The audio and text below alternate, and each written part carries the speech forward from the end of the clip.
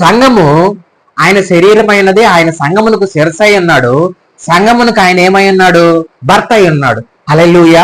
ఇక్కడ మనం జ్ఞాపకం చేసుకుంటే, వారు కొనబోచుండగా పెళ్లి కుమారుడు వచ్చును, అప్పుడు సిద్ధపడి ఉన్నవారు అతనితో కూడా పెళ్లి విందుకు లోపలకు పోయి అంతట తలుపు మూయబడెను. హల్లెలూయా.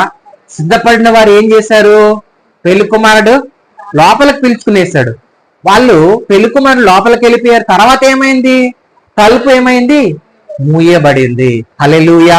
నువ్వు నేను జ్ఞాపకం చేసుకోవాలి, ఈరోజు మనం ఏ స్థితిలో ఉన్నామో సిద్ధపాటు కలిగి ఉంటే ఖచ్చితంగా దేవుడు ఏ సమయంలో వచ్చినా మనము పెళ్లి కుమారుని ఎదుర్కొనేలాగా ఉండాలి. సంఘం మొత్తం, నువ్వు నేను కాదు, సంఘం అంతా, ఈ ఈ ఈ సృష్టిలో ఉన్న సంఘములన్నీ కూడా దేవుడిని ఎదుర్కొన్నట్టుకు ఎలాగుండాలని అంటే ఆత్మీయమైన అలంకరించుకొని ఏ సమయంలో వచ్చినా, ఏ క్షణంలో వచ్చినా